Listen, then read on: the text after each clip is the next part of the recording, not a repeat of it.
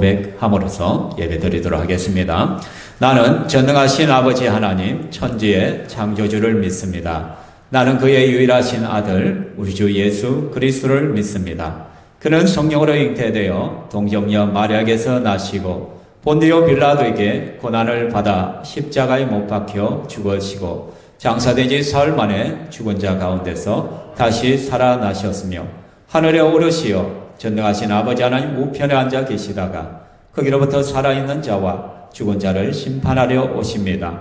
나는 성령을 믿으며 거룩한 공교회와 성도의 교제와 죄를 용서받는 것과 몸의 부활과 영생을 믿습니다. 아멘.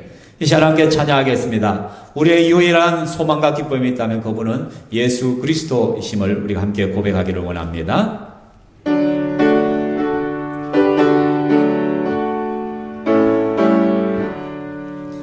나의 기쁨 나의 소망 되시며 나의 생명이 되신 주 밤낮 불러서 찬송을 드려도 늘 아신 마음 뿐일세 나의 사모한 선한 목자는 어느 곳 가운 동산에 양의 무리와 늘 함께 가셔서 기쁨을 함께 하실까. 길도 없이 거친 넓은 들에서 갈 길 못 찾아 애쓰며 이리저리로 헤매는 내 모양 저 원수 조롱하도다. 주의 자비롭고 주의 자비로 와평한 얼굴 모든 천사도 반기며 주의 놀라운 진리의 말씀에 천지가 바다하도다. 나의 진정 사모하는 예수님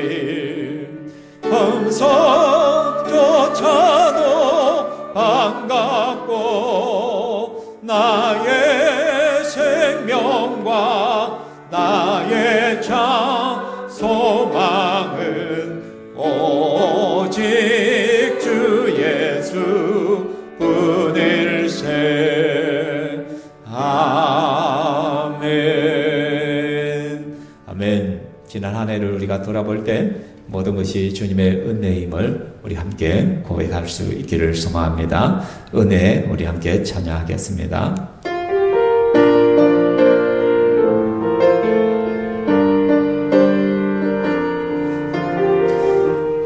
내가 누려왔던 모든 것이 내가 누려왔던 모든 것들이 내가 지나왔던 모든 시간이 내가 걸어왔던 모든 순간이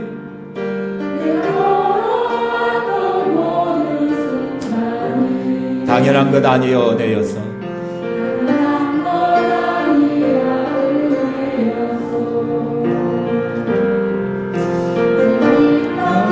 태어나사 어린아이 시절과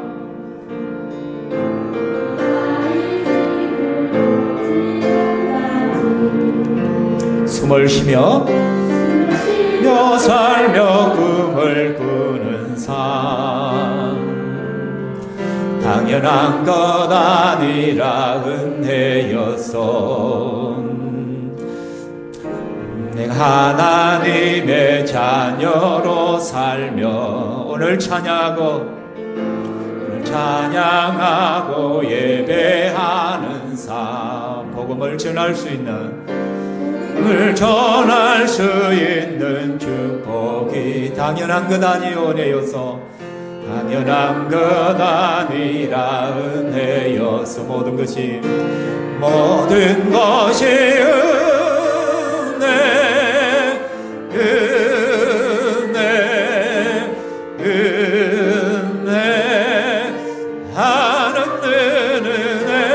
내 삶에 당연한 것 하나도 없었던 것을, 모든 것이 은혜여. 다시 한번 우리 찬양합니다. 내가 누려왔던 모든 것들이, 내가 지나왔던 모든 것들, 나왔던 모든 시간이, 내가 걸어왔던 모든 순간이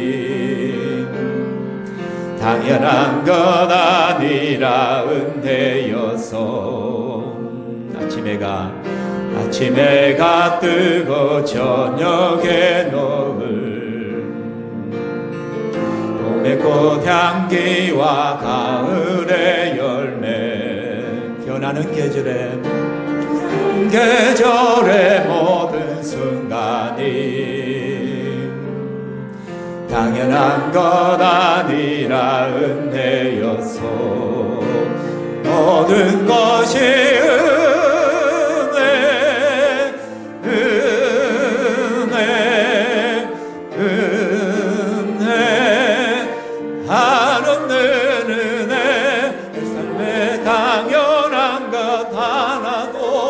없었던 것을, 모든 것이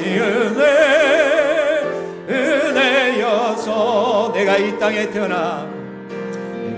땅에 태어나 사는 것, 어린아이 시절과 지금까지 숨을 쉬며 살며 꿈을 꾸는 삶, 당연한 것 아니라 은혜요. 내가 하나님의 자녀로 살며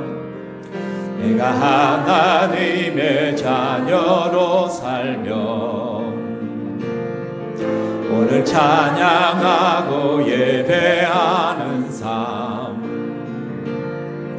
복음을 전할 수 있는 축복이 당연한 것 아니라 은혜여서, 모든 것이 은혜,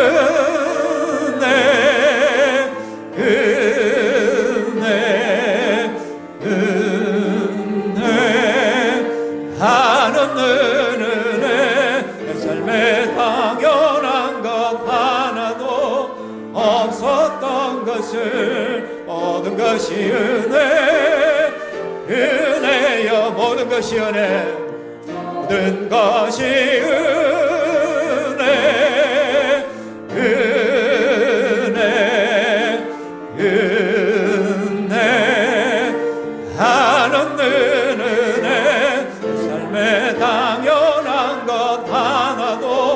없었던 것을, 모든 것이 은혜.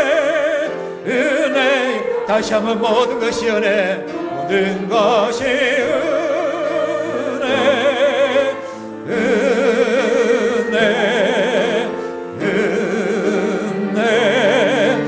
하는 은혜, 내 삶에 당연한 것 하나도 없었던 것을, 모든 것이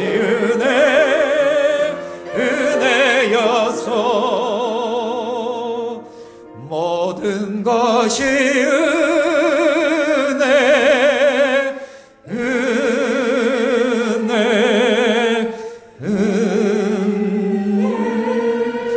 하는 은혜, 내 삶에 당연한 것 하나도 없었던 것을, 모든 것이 은혜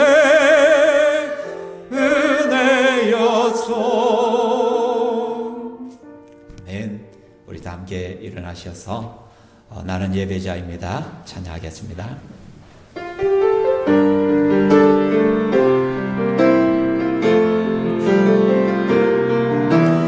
나는 하나님을 예배하는 예배자입니다.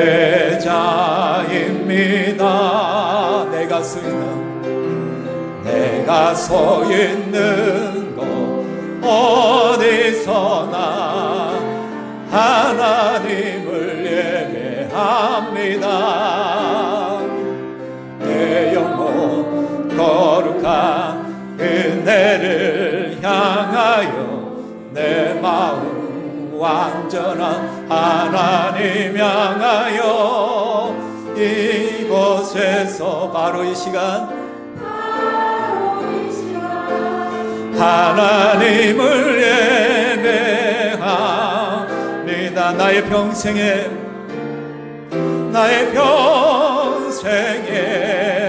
단 한 가지 소원 주의 아름다우심 보며 사랑 노래하는 것 나의 왕 되신 주님의 얼굴 구하며 주 사랑 안에 머물며 사랑 노래합니다. 나는 하나님을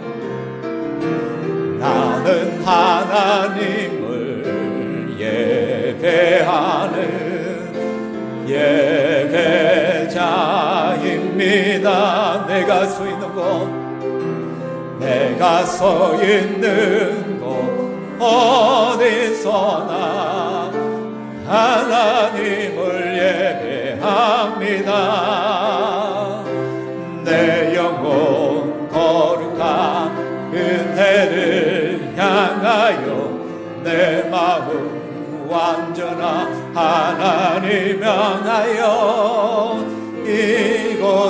이곳에서 바로 이 시간 하나님을 예배합니다. 자리에 앉으시고요. 하나님 아버지, 이 시간 우리가 하나님을 예배합니다. 우리의 예배 가운데 임하여 주심을 감사합니다. 우리는 부족하오나 하나님의 크신 긍휼을 의지하여 주 앞에 나옵니다. 주여 받아 주시옵소서. 우리의 모든 연약함들은 숨겨주시고 주의 풍성한 은혜만이 이 시간에 충만하게 하여 주시옵소서. 사랑하는 주님, 지난 한 해를 돌이켜볼 때 모든 것이 하나님의 은혜입니다. 그 어느 것 하나 당연한 것이 아니라 하나님의 선한 손에 도우심이 있었음을 우리가 믿음으로 고백합니다. 우리의 눈물과 슬픔과 아픔과 고통마저도 하나님께서는 사용하시어서 결국에는 합력하여서 선을 이루신 줄 믿습니다. 하나님, 이 시간 우리 성도들의 가정가정마다 은혜의 은혜를 가하여 주시고 더 많은 것으로 충만케 하여 주시옵소서. 무엇보다도 믿음의 복이 넘쳐나게 하여 주시고 믿음의 명문가들이 다 될 수 있도록 인도하여 주시기만을 원합니다.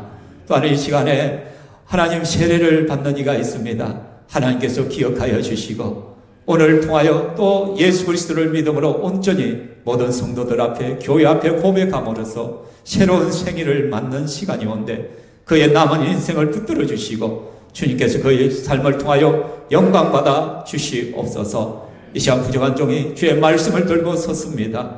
주의 말씀을 증거할 때 주의 능력으로 함께하여 주시고 인간의 모든 모습은 감추어 주시며 주의 말씀을 받는 모든 심령마다 아멘으로 말씀을 받게 하시고 말씀 앞에 자신을 세우며 믿음으로 반응할 수 있도록 인도하여 주시옵소서. 성삼위 하나님, 이 시간 홀로 영광받아 주시옵소서. 감사하며 예수님 이름으로 기도하옵나이다. 아멘.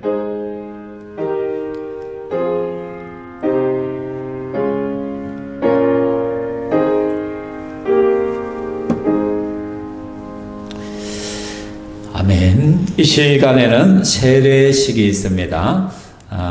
호명하는 분 자리에서 일어나 주시기 바랍니다. 세례자 이중호 씨. 예. 이제 이 시간에 저와 함께 그동안 세례 공부를 했고요. 또 그 수준이 되었기 때문에 당에서 인정하고 이 시간에 공식적으로 주의 말씀을 따라서 우리 이종호 씨에게 세례를 베풀고자 합니다. 제가 4가지를 질문을 할 것입니다. 그럴 때 이종호 성도는 손을 오른손 위에 올리고 예라고 크게 대답해 주시면 되겠습니다. 이 시간 손을 그대로 올려주시기 바랍니다. 제가 일부러 화면을 띄우는 이유는 이 시간을 통하여 우리 성도님들도 이 고백에 한 번 더 자신을 돌아보면서 마음으로 예라고 고백해 주시기 바랍니다. 제가 묻습니다. 당신은 자신이 하나님 앞에 죄인인 줄 알며 당연히 그의 진노를 받아야 할 사람이지만 하나님의 크신 자비에 의하여 구원을 얻는 길 외에 소망이 없는 자인 것을 인정합니까? 예, 2번째입니다. 당신은 주 예수 그리스도가 하나님의 아들이심과 죄인의 구주이심을 믿으며 복음에 말한 바와 같이 구원하실 이는 오직 예수 그리스도 한 분뿐인 줄을 알아 그를 영접하고 그에게만 의지하기로 서약합니까? 예, 3번째입니다. 당신은 지금 성령의 은혜만을 의지하고 그리스도를 따르는 자가 되어 모든 죄를 버리고 그의 가르침과 모범을 따라서 살기로 서약합니까? 마지막입니다. 당신은 이제부터 교회의 관할과 치리에 복종하고 성결과 화평을 이루도록 노력하기로 서약합니까? 예, 손을 내려주시기 바랍니다. 4번에 걸쳐서 모든 성도들 앞에서 예라고 서약을 했습니다. 이제 세례를 베풀도록 하겠습니다. 이종호 씨 앞으로 와서 이렇게 앉아 주시길 바랍니다.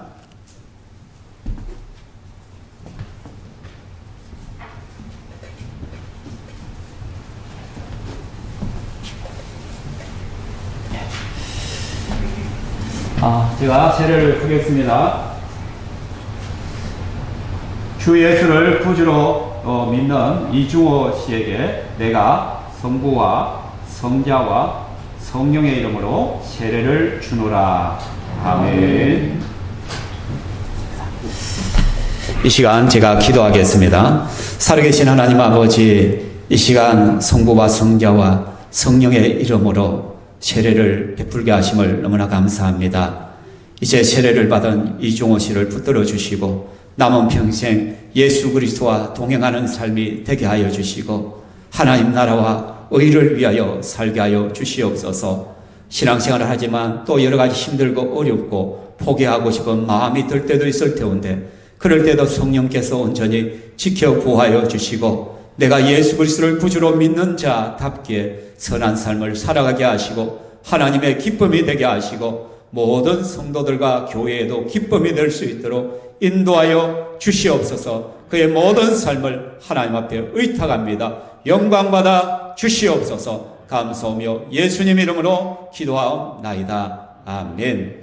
자, 자리에 가서 서 주시기 바랍니다.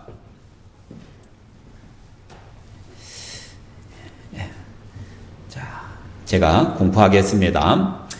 이종호 씨는 대한예수교 장로의 신평교회의 세례 교인 된 것을 공포하노라. 아멘. 우리 장로님이 좀 전달해 주시기 바랍니다. 교회에서 조그만 보따발과 또 아마 목장에서 선물을 준비한 것으로 합니다. 사진을 좀 찍어 주시죠. 네, 우리 목장님 나오셔서 한번 안아주십시오. 허그를 해주시기 바랍니다. 예, 감사합니다. 예, 축하드립니다. 자리에 앉으시면 되겠습니다. 예, 감사합니다. 오늘 이 시간에 말씀을 보도록 하겠습니다. 하나님 말씀은 마태복음 9장 35절에서 10장 1절 말씀입니다.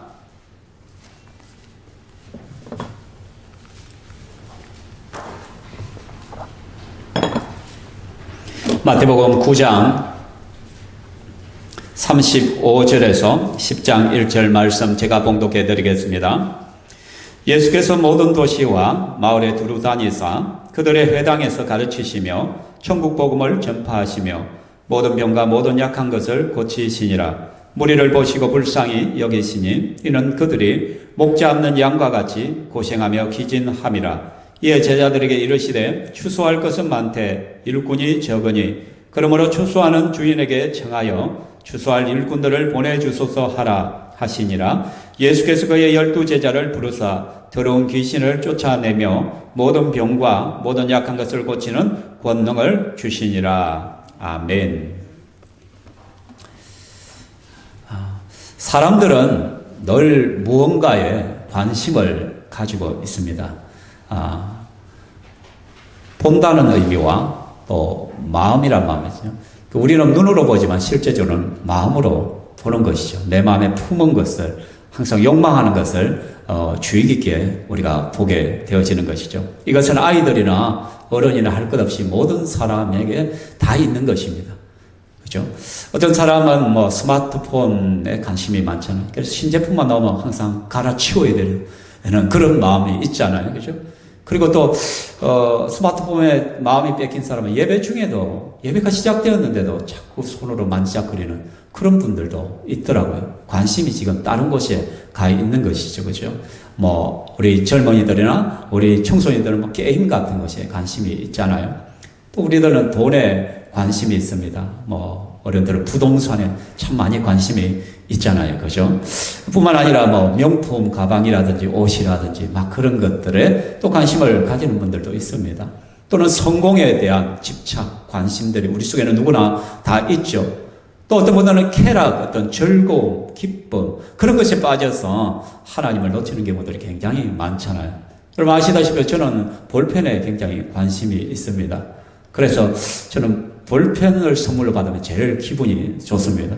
얼마 전에 제가 가장 애용하던 볼펜을 한번 잊어먹었어요. 마음이 너무 상하더라고요. 실제 해봐야 18,000원짜리가 그밖에 되지 않는데, 그런데 그걸 갖다 1년 넘게 제 품에서 계속 쓰던 볼펜이 사라지고 나니까 얼마나 마음이 허전한지 몰라요. 그러던 가운데 제가 잘 안 입던 옷을 갖다가 우연히 큰 옷을 하나 입게 되었는데, 그 주머니 속에 딱 손을 넣었는데 제가 잊어버렸던 그 볼펜과 똑같은 볼펜이 그 속에 들어있는 거예요. 얼마나 제가 기뻤는지 모릅니다. 왜냐하면 아마 우리 정건이 것 같아요. 정건이도 잊어먹어 놓고는 어디 있는지 모르고 있었던 걸 갖다가 제가 그 볼펜을 찾았어요. 그래서 지금도 이렇게 제가 이 볼펜을 열심히 사용하고 있습니다. 이렇게 저는 볼펜에 관심이 있습니다. 하여튼 모든 사람들은 어떤 필기구, 저는 필기구지만 어떤 부동산, 돈, 명품, 스마트폰, 성공, 게임, 쾌락 여러 가지 관심들을 가지고 살아가죠. 그죠? 근데 어린 왕자를 썼던 생텍쥐페리는 그가 이 어린 왕자를 통해서 어른들의 그런 위선적인 것들을 고발하는데요. 어른들의 관심이 대체 어디 있는가를 살펴는 그런 부분들이 있더라고요. 그 내용을 제가 일부를 인용해 왔습니다. 그 책 안에 보면 참 이상해. 어른들은 왜 그렇게 숫자를 좋아하지? 만약에 새로 사귄 친구가 있다고 해봐. 그럼 어른들은 중요한 것은 물어보지도 않아. 친구가 어떤 놀이를 좋아하니? 그 친구의 목소리는 어때? 그러니까 아이들 눈에는 이것이 굉장히 중요한데 어른들은 이걸 물어보지 않는다는 것이죠. 대신에 웃음과 질문만 한다니까. 걔 아버지는 돈을 얼마나 버니? 그 친구 몸무게는 얼마나 되니? 몇 살이야? 반에서 몇 등 하니? 이렇게 숫자가 들어가는 질문들 말이야. 제가 참 어린 왕자를 읽다가 굉장히 쇼킹했던 부분입니다. 이렇게 숫자를 좋아한다는 거죠, 어른들. 여러분 가만히 한번 살펴보십시오. 실제적으로 우리들은 숫자가 굉장히 중요해요. 그죠? 어떻게 보면 우리의 지난 한 해를 돌이켜보면 이 숫자를 늘리는데 우리는 최선을 다하지 않았습니까? 그죠? 나이가 대체 얼마냐? 아버지의 연봉이 대체 뭐냐? 얼마나 되느냐? 나의 연봉이 대체 얼마인가? 우리 아이가 몇 등을 하는가?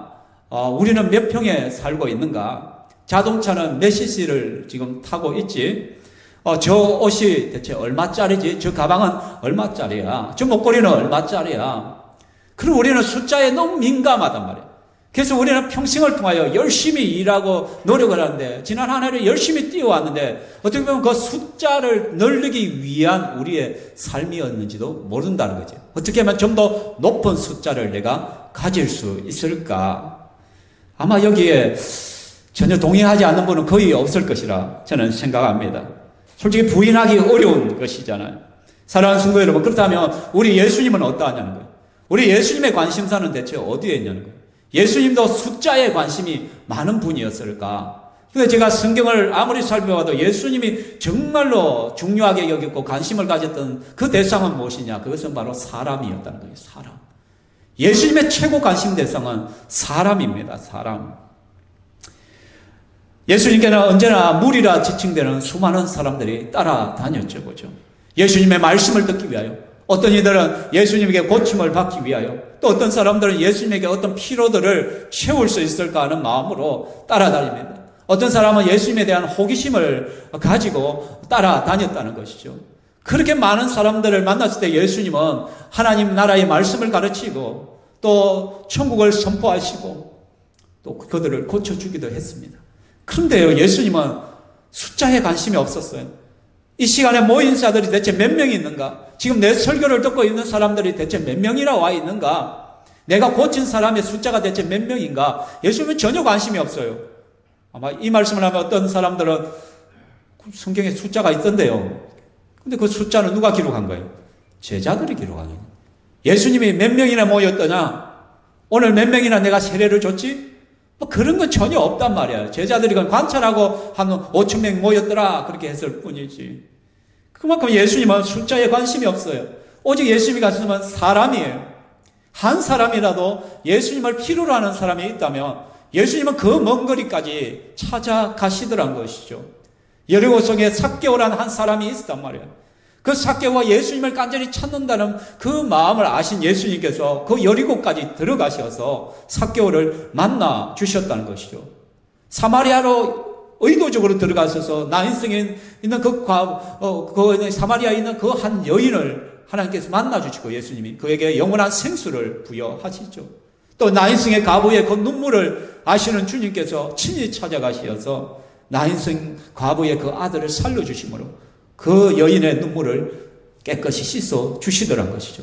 이렇게 예수님은 한 명이라도 나를 필요로 하는 자가 있다면 찾아가시죠. 오늘 35절 말씀에도 보면 도시와 마을에 두루 다니시더라. 예수님 말 두루 다녔어요. 사람들을 찾아서 예수님을 필요로 하는 이들을 찾아가시는 예수님의 모습입니다. 예수님의 관심은 사람이었다는 거예요. 숫자가 아니었다는 것이죠. 그러한 사람에 대한 예수님의 관심을 좀 더 잘 알 수 있는 것이 36절 말씀입니다. 36절 말씀에 보면 같이 한번 읽어볼까요? 무리를 보시고 불쌍히 여기시니 이는 그들이 목자 없는 양과 같이 고생하며 기진함이라. 예수님께서 그에게 몰려온 많은 사람들을 보셨다는 거예요. 보셨는데 예수님의 마음이 어땠냐? 그들을 불쌍히 여겼다라고 말했어요. 불쌍히 여겼다. 왜? 그들이 목자 없는 양과 같이 고생하고 지쳐서 쓰러지기 직전의 모습들을 보았다는 거예요. 불쌍히 여기신다. 이 말씀은 제가 전에도 한번 말씀드렸습니다.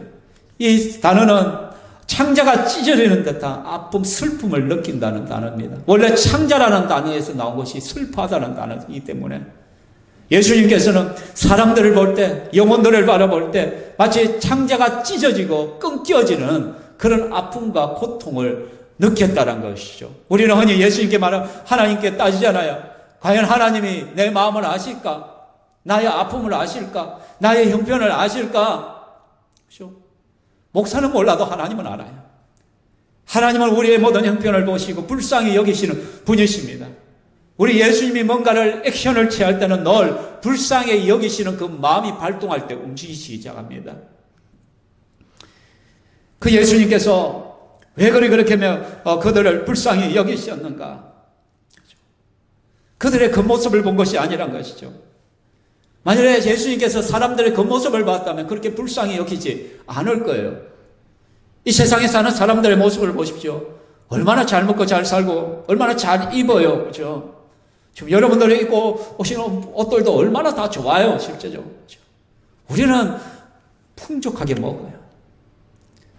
또 보니까 이번에 사구청에서 5만 원짜리 막 그거 카드 주대요. 다 받았습니까? 안 받았어요? 저만 받았습니까? 예. 뭐 국가가 그런 것도 좋아요. 그죠? 그래서 필요한 것들을 우리가 그렇게 부족함 없이 우리는 살아가요. 특히 예수 안 믿는 사람들이 훨씬 더 우리보다 더 잘 살아요. 더 많이 즐기고 더 재밌어 사는 것 같아요. 그러니까 그 모습을 보고 불쌍히 여기지는 않으셨을 거예요. 우리 예수님께서 본 것은 그들의 영적인 상태죠. 그죠? 목지 않는 양과 같이 고생하며 기진함이라 그들의 영이 지금 굉장히 피곤해 있고 굉장히 힘들어하고 있다는 걸 주님은 보았다는 것이죠. 목지 없는 양의 비참함을 우리는 알지 않습니까? 여러분, 누차 말씀드리지만 양은 아무 어떤 힘이 없지 않아요. 걸음이 빠른 것도 아니잖아요. 발이 너무 짧기 때문에 도망도 가지 못합니다. 눈이 너무나 어둡기 때문에 시야가 1m 밖을 보지 못합니다. 발톱도 없습니다. 맹수가 달려들면 어떻게 방어할 능력도 없어요. 우리가 흔히 말하는 것도 지도 궁지에 몰리면 어떻게 하나요? 고양이한테 덤벼든다 하잖아요. 그죠? 그 하찮은 쥐도 고양이에게 덤벼들 수 있는 발톱이 있어요. 근데 그 덩치만 컸지 양은 그런 발톱도 없단 말이에요.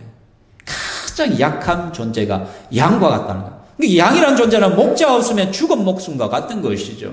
근데 그 양들에게 목자가 없더란 거예요. 목자 없는 양과 같이 고생하며 기진함이라. 고생하며 기진함이란 말은 결국은 무슨 말이냐면 마치 우리가 그릇을 깨뜨려가지고 쨍그랑하고 모두 퍼지듯이 그냥 내동댕이 쳐져가지고 아무도 도와줄 수 없는 그 비참한 상황을 이야기할 때 고생하며 기진한다는 그 단어를 써요. 헬라어 원어에서는. 그러니까 내가 너무 비참한 현실인데 근데 지금 현실 속에 아무도 도와줄 사람이 없다는 것입니다. 여러분 정말 우리의 고통이 무엇이냐? 내가 지금 힘든데 힘든 것도 고통인데 내 주위를 아무리 돌아봐도 도와줄 사람도 없다라고 생각해봐요. 막막하잖아요. 그만큼 절망은 없는 것입니다. 여러분이 지금까지 살아오면서 그런 것을 느껴본 적이 있습니까?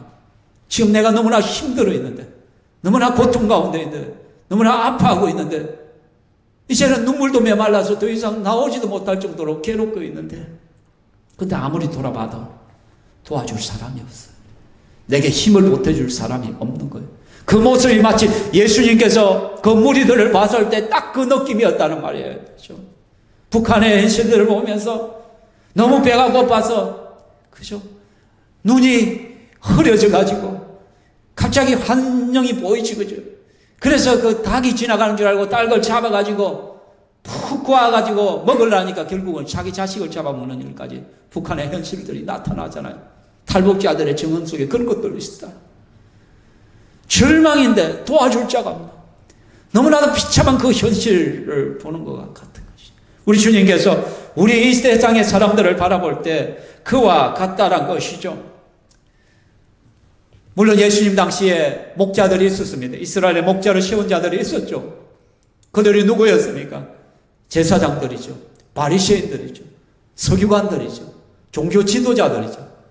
하나님께서는 이스라엘을 위하여 종교 지도자들을 목자로 세웠어요. 근데 그 목자들이 어떻게 해요? 백성들을 돌보지 않아요. 그들의 영적인 것을 돌보지 않냐고 자기들의 배만 불렸잖아요. 사꾼들이었잖아요. 그래서 예수님께서 오셔서 바리새인들을 향하여 제사장들을 향하여 해칠한 무덤들 얼마나 신랄하게 그들을 비판하고 야단을 치셨어요. 자기의 역할을 하지 않고 자기들의 배만 불렸다는 것이에요. 목자들이 다 사라졌다는 거예요. 이스라엘 백성들 도울 자들이 없다는 거예요. 그 모습을 볼 때 우리 주님께서 그의 절망 상태를 보았단 말이에요. 오늘날 우리의 모습이 어떠합니까? 오늘 이 시대 사람들의 모습이 바로 그래요. 죄와 허물로 말미암아 죽었는데 멸망받을 수밖에 없는 인생인데 아무도 도와줄 수가 없는 영적인 상태 속에 있다는 것이죠. 하나님의 모든 도움의 손길로부터 멀어진 상태가 예수 안 믿는 자들의 상태란 것이죠. 원수 마귀와 귀신들로부터 무방비 상태로 지금 노출되어서 그들이 웃고 떠들고 즐겁게 살아가는데 그게 지금 멸망을 하여 가는지도 모르고 그렇게 춤추며 웃고 떠들고 살아가고 있다는 것이에요. 육체적으로 보면은 괜찮아 보지만 그러나 영적으로 보면 그 영혼이 죽었다는 거예요. 멸망을 향하여 지금 달려가고 있고 지옥을 향하여 걸어가고 있는 모습이란 것이죠. 그러나 사람들은 하나님보다 계속 자신들의 꾀를 의지합니다. 그래서 이사야 말씀에는 우리는 다 양 같아서 그릇 행하여 각기 제 길로 갔다라고 말하잖아요. 양임에도 불구하고 하나님을 붙드는 것이 아니라 목자들이 다 사라지고 나니까 자기 갈 길대로 가는 거예요. 흔히 한자성어로 각자 도생이라죠. 스스로 알아서 살아남아야 되는 거죠. 하나님 없는 인생은 각자 도생이에요. 내 힘으로 어떻게든 발버둥 쳐가지고 살아남아야 된다는 거죠. 몸부림 친다는 거죠. 그러나 그 결과가 뭐예요? 고생이에요. 그 결과는 기진함이라. 겉으로 고상해 보지만 그들의 인생은 고난의 구렁텅이를 향하여 나아가고 있다는 것이죠. 멸망을 향한 몸부림에 불과하다는 것이죠. 성경은 죄의 삭은 사망이다라고 분명하게 말씀하고 있습니다. 그러한 영혼들을 지금 예수님이 보고 있는 거예요. 근데 그것을 보신 예수님의 그 다음 행동이 무엇입니까? 오늘 말씀을 37절 한번 같이 읽어볼까요? 시작.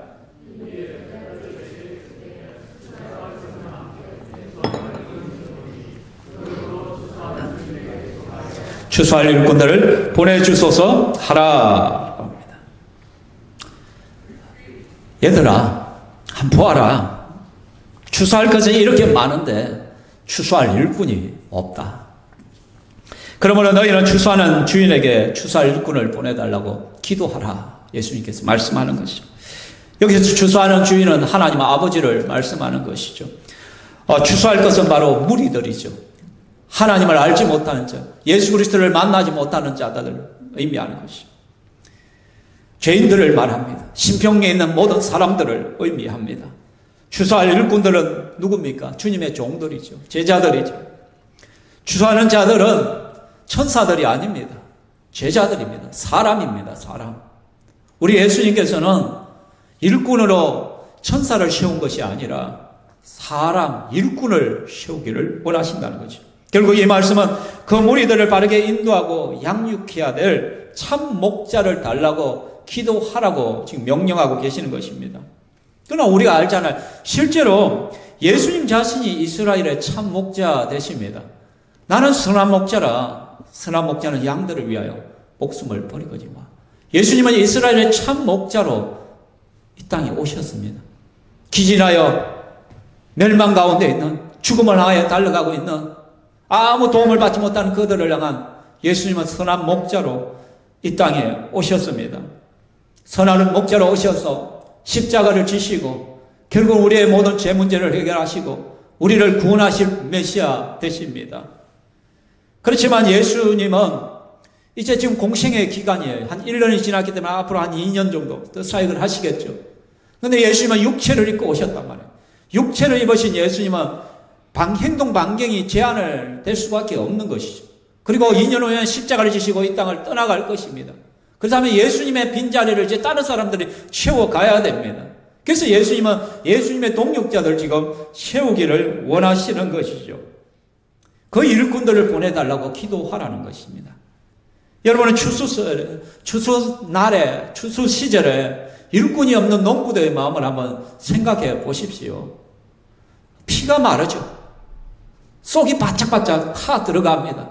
들판에 곡식들은 지금 익어가는데 근데 사람이 없어요. 추수할 사람이. 그렇죠? 물론 요즘 농촌에서는 기계를 가지고 다 하죠. 근데 여러분, 제가 우리 어머니를 보니까 기계도 순번을 기다려야 돼요. 너는 많죠. 사람들은 많잖아. 근데 기계는 몇 대밖에 되지 아니하니까 기계 운전할 수 있는 젊은 사람들이 얼마나 되겠어요, 농촌에. 그 사람들 최고 인기예요. 그러니까 가서 부탁을 하는 거예요. 제발 이 사람아, 이번에 우리부터 해줘. 스케줄을 쫙 보여주면서 이미 이렇게 다 차 있는데 어떻게 하냐고 막 속이 타 들어가는 거예요. 가을철만 되면 우리 어머니가 그 기계쟁이들 찾아가가지고 부탁으로 다닌다고 얼마나 힘쓰는지 제가 알고 있습니다. 그렇죠? 그리고 이제 겨울이잖아요.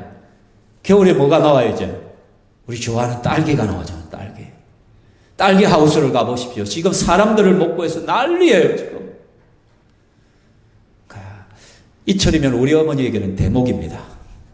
그냥 막 전화통이 불통이 터지면 불이 납니다. 곳곳에서 우리 어머니에게 전화를 해서 제발 좀 사람 좀 데리고 와달라고. 우리 어머니가 대장이라 했잖아요. 우리 어머니 밑에 7명, 8명이 따라다니거든. 그 전화해가지고 제발 덕산 때 좀 우리부터 해주라. 안 된다고 벌써 계약을 맺어놨다고. 그러면 저녁에라도 잠시 와서 따주라. 막 이때는 그냥 따블이에요, 따블. 저보다 우리 어머니가 돈을 많이 벌어요. 이 시절에는. 여러분, 이게 농촌의 현실이에요. 지금 추수할 것은 많은데 일꾼이 없어, 사람이 없어. 농촌에 80이라도 팔팔거리고 떠나다녀요. 쉬는 사람이 어디 있어요, 농촌에서. 90이 돼도 팔팔거리고 다니는데 우리 어머니 따라다니는 분들은 80 넘으신 분들이 몇 명 되신다 하더라고. 그냥 따라가면 하루 일당 6만 원, 7만 원씩 버는 거야, 그냥. 이런 때는 그렇게 버는 거예요. 여러분, 그게 지금 추수할 것들은 많은데 일꾼이 없다는 거예요. 이것이 예수님의 마음이란 거예요. 돌아봐야 할 백성들은 많은데 바리새인들과 종교 지도자들은 뒷짐만 지고 자기 배만 불리고 있는 거예요. 주님과 함께 동력할 수 있는 참 일꾼들이 주님은 필요로 하고 계시는 것이죠. 예수님은 사람들과 동력하시기를 원하십니다. 물론 예수님은 혼자 다 하실 수 있어요. 말씀 한마디로 천지를 창조하시는 분인데, 근데 예수님은 그렇게 하지 않으셔. 사람을 동력자로 쓰시기를 원합니다. 우리에게 복 주시기를 원하시는 주님이시기 때문에. 그래서 구약에는 많은 선지자들을 통해서 하나님의 사역들을 대신해 왔잖아요. 신약에는 그런 종교 지도자들을 세워서, 목자들을 세워서 그 일을 하고자 했지만 그 역할들을 제대로 감당 못하죠. 그래서 오늘날 이 시대에는 또 목회자들을 하나님이 세우셔서 교회를 섬기게 하시죠. 장로를 세우고 권사를 세우고 직분자들을 세워서 주의 일들을 감당하게 하시죠. 뿐만 아니라 모든 평신도가 하나님 앞에 다 사역자들이죠. 하나님께서는 우리들을 통하여 하나님 나라의 그 일들을 감당하기를 원하신다는 것이죠. 그러나 필요한 것이 있다는 것이죠. 하나님은 일꾼이 필요한 줄 아는데 그냥 주시지는 않는다는 것이죠. 뭐를 통해서? 기도를 통해서 세워지기를 원한다는 것이죠. 그래서 제자들에게 먼저 기도하라는 거예요. 기도하라는 거예요. 너희들이 기도하라. 일꾼을 위하여 기도하라. 그러면 아버지께서 그 일꾼들을 주시겠다는 것이죠. 하나님께서는 기도를 통하여 사람들을 세워지기를 원하는, 이것이 하나님 나라의 원리라는 것이죠. 사랑하는 성도 여러분, 그래서 에스겔의 말씀에 이런 말씀이 있습니다. 주 여호와께서 이같이 말씀하셨느니라. 그래도 이스라엘 족속이 이같이 자기들에게 이루어 주기를 내게 구하여야 할지라. 하나님께서 사람을 주실 거예요. 그런데 주님은 뭐래? 그래도 너희는 구해야 된다. 내 마음에 이미 준비되어 있지만 구하지 않으면 내 줄 수가 없다라는 것이죠. 이것은 이스라엘 백성들이 70년 포로 생활을 끝나고 예루살렘에 귀환할 때 주신 말씀이 그거죠. 이미 70년이 되면 이스라엘 백성들은 포로에서 해방될 거예요. 이거 하나님의 뜻이에요. 근데 하나님께서 어떻게, 내가 그 계획을 가지고 있지만 너희가 기도하지 않으면 안 돼. 그래도 너희는 기도해야 돼. 그래야 이루어져. 하나님의 계획은 우리의 기도를 통하여 이루어질 것을 분명하게 말씀하고 계시는 것이죠. 그렇다면 사랑하는 성도 여러분, 누가 기도하겠습니까? 누가? 일꾼을 위한 기도는 아무나 하는 것이 아무나 못하더라고요. 일꾼을 위한 기도는 그리스도인이라고 해서 다 하는 것이 아니더라는 것이죠. 그럼 누가 기도를 할 것인가? 요즘 교육에 있어서 눈높이 교육이라죠. 눈높이. 그죠? 제 아내가 결혼 전에 눈높이 선생님이었거든. 교사였거든. 말 그대로 아이들 수준에 눈높이를 맞춰서 아이들을 가르치는 그런 것이죠. 근데 영적인 것에 있어서는요, 예수님께서 우리에게 수준을 낮추는 것이 아닙니다. 우리가 예수님 수준까지 올라가야 됩니다. 이게 예수님의 눈높이에요. 근데 교회가 자꾸 이상하게 사람들의 눈높이를 맞추다 보니까 교회가 이상해지기 시작하는 거예요. 사람들 비유 맞추기 시작하고, 설교도 성도들이 좋아하는 설교를 하게 되어지고 우스갯소리나 하고 장난이나 하고 심각한 말씀은 설교를 하지 아니하죠. 싫어하니까. 자꾸 수준을 성도들 수준으로 낮춰갈 거예요. 목회자. 교회도 성도들 수준으로. 그러니까 교회만 계속 막 꾸미고 크게 하고 웅장하다 예쁘게 만들고 편하게 만들고 그런 식으로 자꾸 나가는. 그러나 성경 어디에도 예수님은 자신의 눈높이를 사람 높이를 낮추지 않습니다. 끌어올립니다. 예수님. 그게 뭐냐면 예수님께서 보라는 거예요. 보라.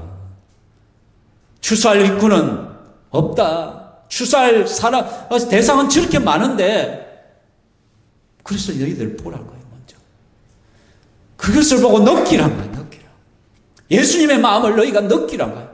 그 예수님의 마음을 느끼고 깨닫고 함께 공감하는 그 사람이 뭐 하게 돼요? 기도하게 되어진단 말이에요. 진짜 그렇네. 예수님이 보는 것을 나도 봐야만 기도가 되어져요. 예수님이 느끼는 것을 나도 느껴야만 기도가 되어지는 거예요. 그러나 항상 내 눈을 가지고 보면 아무도 기도하지 않아요. 기도할 필요성을 느끼지 못해요. 근데 예수님의 마음을 가지고 사람을 보기 시작하고 예수님의 마음 심장을 가지고 어떤 사건을 보기 시작하고 교회를 바라보기 시작하면 속에서 터져 나와요. 지금 교회 상황이 어떠한지를 볼 수 있기 때문에 지금 사람들의 영적인 상태가 어떠한가가 보이기 때문에 기도 안 할 수가 없다는 거예요. 그래서 너희들이 저 추수할 밭을 보란 거예요. 추수할 대상들을 좀 보란 거예요. 사람들을 기진하고 맥진해 정말 쓰러져가는 저 영혼의 상태들을 보란 거예요. 그것을 보라 하고 나서 예수님께서 기도하라고 하는 거예요. 그것을 진짜 보는 사람만이 기도할 수 있기 때문에 그렇다는 것이죠. 예수님의 심장을 가진 자만이 기도할 수가 있습니다. 솔직히 지난주에 제가 여러분에게 설교를 하면서 주님을 좀 가까이 하라. 주님과 좀 통행하자. 좀 교회에서 뭔가를 하나 이야기를 하면 그걸 갖다 사람의 말로 그냥 넘기지 말고 같이 좀 움직이자. 그렇게 제가 많이 부탁을 했는데 솔직히 제가 이번 한 주 좀 낙심이 되고 시험에 들 뻔했어요. 왜 이래 안 될까? 왜 이렇게 같이 좀 공감이 안 될까? 좀 같이 좀 기도 좀 하면 어떨까? 좀 같이 좀 교회를 한번 이게 정말 그것을 좀 기대를 하시는데 참 마음에 솔직히 이번 한 주간 좀 힘들었던 한 주였어요. 저한테는. 사랑하는 성도 여러분, 하나님의 마음을 품지 못하면 절대 기도할 수가 없습니다. 제가 언젠가 대학 다닐 때 이야기를 한번 해드렸죠. 그죠? 제가 점심시간 때 SFC 동아리룸에 가서 기도를 하다가 한참을 기도하는데 하나님께서 제게 보여주신 것이 있었어요. 캠퍼스를 한번 딱 보여주시더라고요. 그 캠퍼스를 보여주시는데 많은 학생들이 캠퍼스를 웃으며 왔다 갔다 하고 있는 모습이 하나님께서 환상이라 봐야 될지 모르겠어 기도하는 중에 하나님이 잠시 보여주시. 그런데 갑자기 그 모습이 화려하던 모습이 싹 바뀌어버려요. 어떻게 보이냐 하면 그냥 시체들이 걷기 시작하는 걸어다니는 모습이 보여요. 제가 깜짝 놀랐습니다. 기도하다가. 그렇게 웃고 다니던 사람들의 모습이 갑자기 시체로 변화되는 모습을 보면서 하나님께서 제 마음속에 그렇게 말씀하시더라고요. 네가 지금 무엇을 보느냐? 뭐를 보느냐? 예, 주님 시체들이 보입니다. 시체들이. 우리 주님이 저한테 그렇게 말씀하시는 것 같아요. 이것이 인간의 모습이다. 겉으로는 화려해 보이고 생기 있게 떠들고 다니지만 저들의 영혼의 실체는 시체이다. 그 마음을 제가 받았을 때 그때 대성통곡을 했어요. 그 캠퍼스 그 동아리 룸이 한 건물 전체가 동아리인데 거의 한 150개 되는 동아리가 있는데 그 SFC 룸에서 제가 통곡을 했어요. 울었어요. 하나님한테. 하나님 그렇구나. 정말 시체들이더라. 제 신앙생활에서 한 몇 번의 전환기가 있었지만 그때가 또 한 번의 전환기였어요. 그때부터 이제 사람들을 보는 눈이 완전히 달라지죠. 전도 안 할 수가 없죠. 캠퍼스를 위하여 기도 안 할 수가 없고, 영혼을 위하여 기도할 수밖에 없고, 시간 나는 대로 전도하러 다닐 수밖에 없었고, 또 내가 가르치던 친구들을 데리고 가면서 그 일종의 후배들을 보면서, 야, 뭐가 보이냐. 그 전에 한번 이성김 선교사라고 대만에 파송한 선교사가 있죠. 우리가 대만 목장이 있잖아요. 그 선교사님이 저번에 우리 교회에 왔을 때 설교하는 중에 그런 말들을 저하고 이야기하는 거예요. 저 사ጽ개는 저하고 형 동생으로, 형님 기억납니까? 왜? 뭐가? 형님이 그때 저 연해주에 있는 이철신 선교사하고 자기를 데리고 다니면서 그때 물었습니다. 야, 너희들 뭐가 보이냐? 물었습니다, 그때. 아, 그랬나? 그때 굉장히 충격이었다고, 자기들. 그때 형님이 하신 말씀이, 저 화려함을 보지 말아라. 저들은 다 시체다. 그때 자기가 굉장히 충격을 받았다고, 그 고백을 저한테 하더라고요. 사랑하는 성도 여러분, 뭐를 봅니까, 여러분이? 교회를 보면서 여러분이 뭐가 보입니까? 사람들을 보면서 뭐가 보입니까? 여러분의 자식을 보면서 뭐가 보입니까? 공부 못하는 것이 보입니까? 좋은 직장 못 가진 것이 보입니까? 여러분이 봐야 될 것은 죽은 영혼을 봐야 됩니다. 죽어가고 있는 시들어가는 우리의 자녀들의 영혼을 볼 수 있어야 되고, 죽어가는 내 부모 형제들을 볼 수 있어야 되고, 멸망을 향하여 걸어가고 있는 이 세대 사람들을 볼 수가 있어야 됩니다. 그럴 때 속에서 터져나오는 기도가 나올 수밖에 없는 것입니다. 영혼을 향해 정말 애틋한 마음이 없이는 기도가 안 돼요.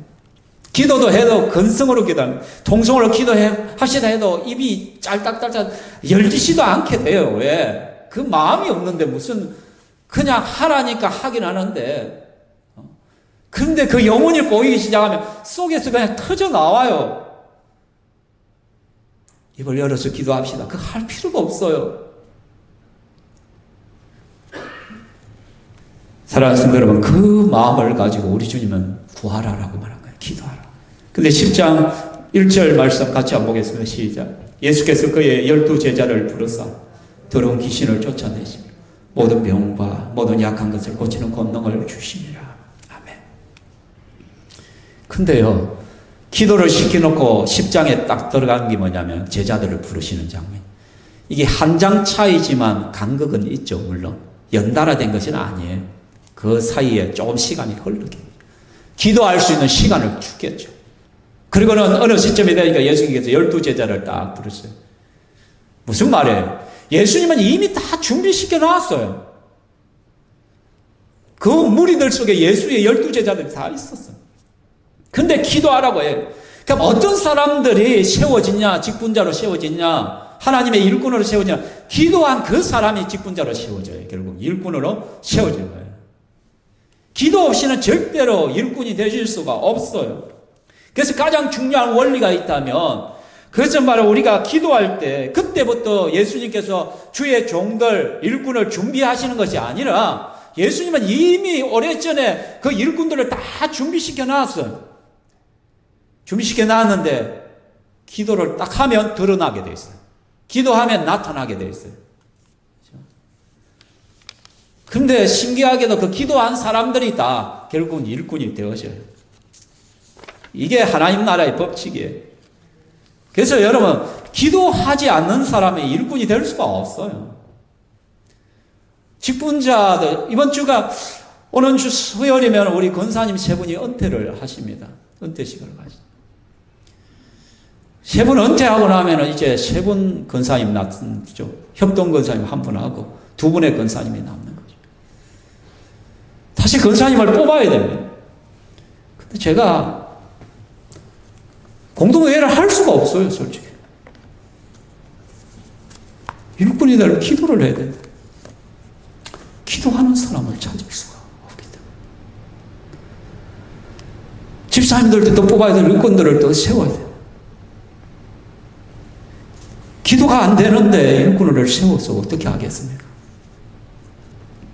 우리는 완장 차는 사람들은 아니잖아요.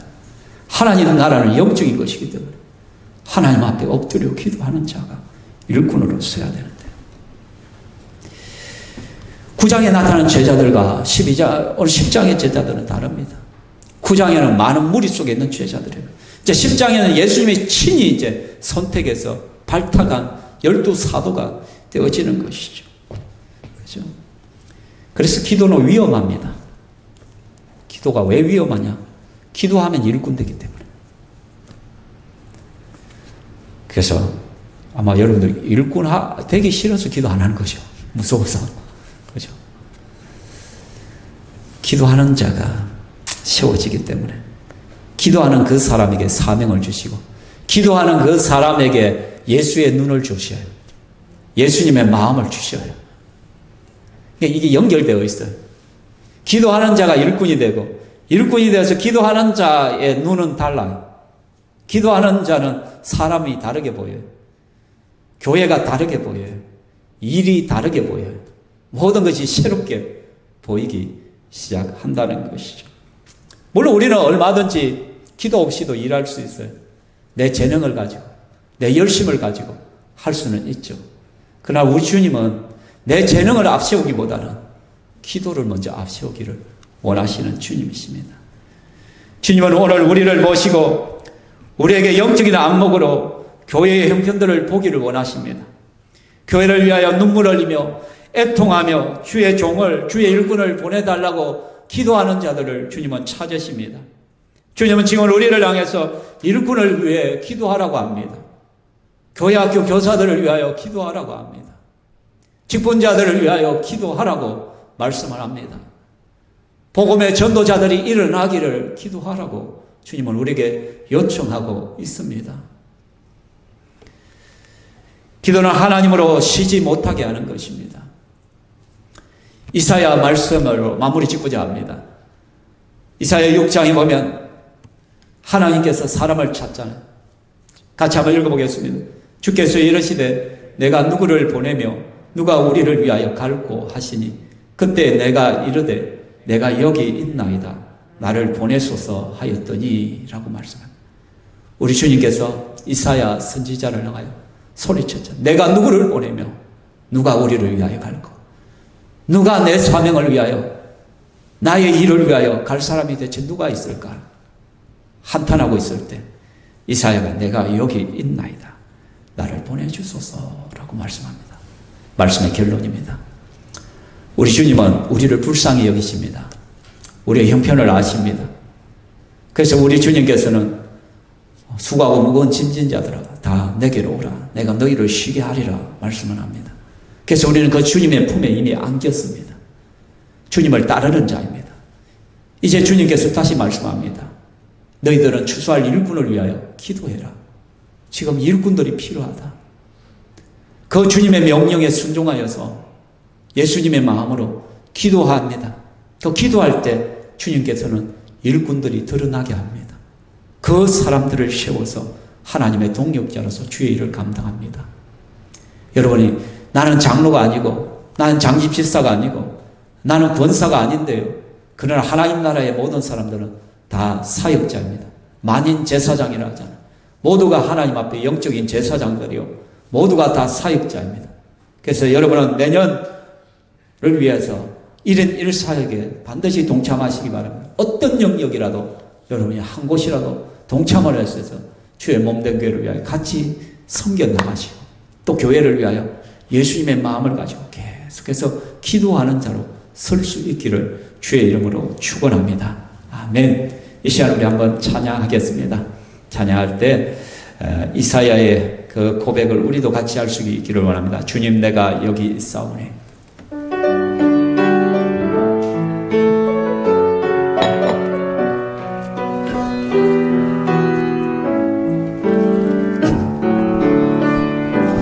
주님 내가 여기 있사오니 나를 보내소서 나의 마음 나의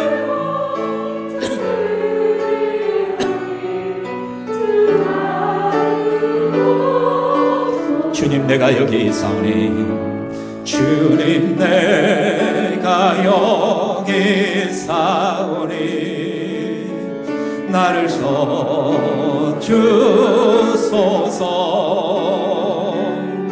가진 것 모두 다 주께 드리오니 주 받으옵소서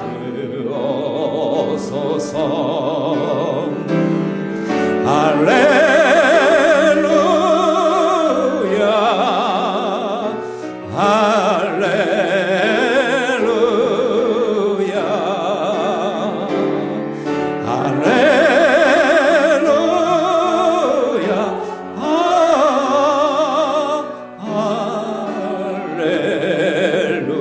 다시 한번 고백할까요? 주님 내가 여기 있사오니 내가 여기 있사오니 나를 보내소서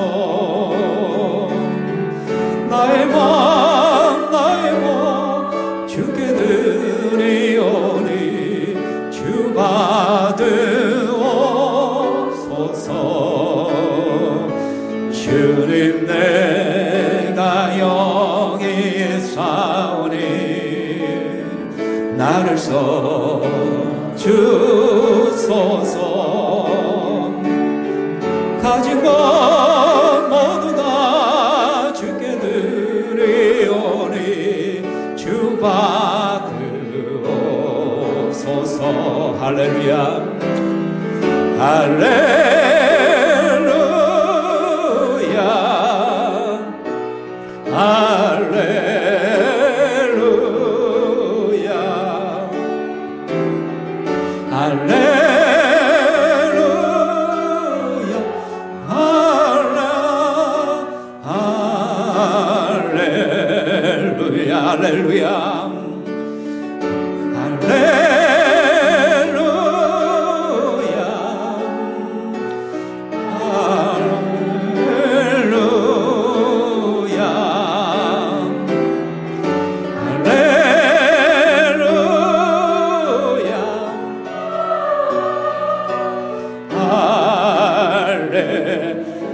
주님 받으옵소서 주님 받으옵소서 주님 받으옵소서 주님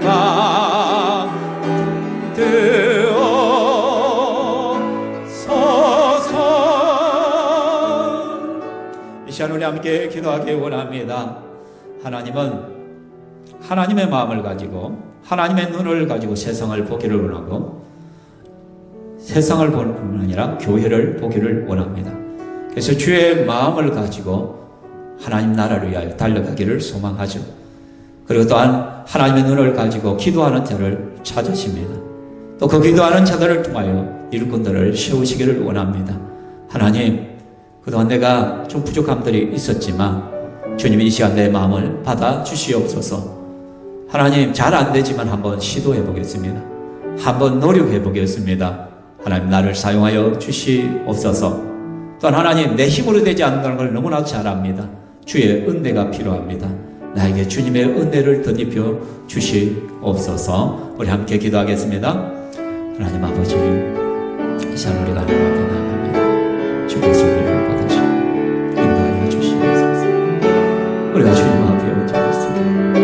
주여 주여 공격해 주시옵소서. 오 주님, 정말 기도에 자주 말씀하시고 주님 앞에 무릎을 꿇게 하시고 주께서 들으시게 하시고 성령께서 다스려 주시기만을 원합니다. 오 주여, 하나님께서 영받으시고 찬양받아 주시옵소서. 주의 은능의 발로 얻으시고 주여 새롭게 하시고 주여 인도하여 주시옵소서. 이 시대에 하나님의 종들을 기원하시는 내 하나님, 우리 하나님께서 그 가운데 역사하시고 주여 도와주시옵소서. 하나님의 교회의 종들이 일어나게 하여 열어주시옵소서. 하나님 아버지, 오늘 말씀을 우리에게 주심을 감사합니다. 참 마음이 힘들고 부담되는 부분도 있습니다. 하나님, 그렇지만 또 그것이 주님의 뜻이기에 내 마음을 다시 추스리며 하나님 앞에 도전해보고자 합니다. 내 무릎에 견고함을 더하여 주시옵고 의지력을 더하여 주시어서 하나님의 나라와 의를 위하여 달려갈 수 있기를 원합니다. 예수 그리스도의 눈을 우리에게 허락하시고 예수 그리스도의 심장을 우리에게 허락하여 주시옵소서. 예수님은 그런 관점으로 사람을 보며 교회를 볼 수 있게 하여 주시옵소서. 그것을 가지고 기도할 때 성령이 그 가운데 함께하여 주시오며 우리 한 사람 한 사람을 주의 몸된 교회의 일꾼으로 세워주시옵고, 그래서 하나님, 우리가 부족하지만 우리의 조그만 성인과 사역을 위하여, 사역을 통하여 하나님 나라가 확장되어지고 주의 영광이 온전히 드러나게 하여 주시옵소서. 우리 속에 연약한 자들이 참 많습니다.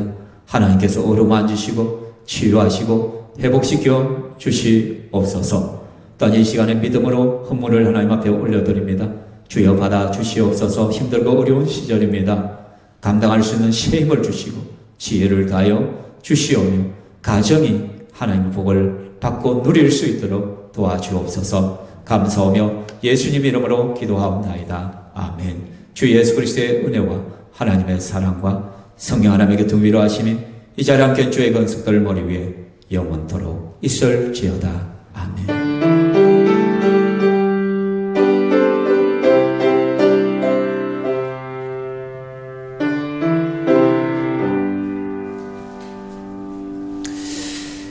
하나님께 영광의 박수를 드리겠습니다.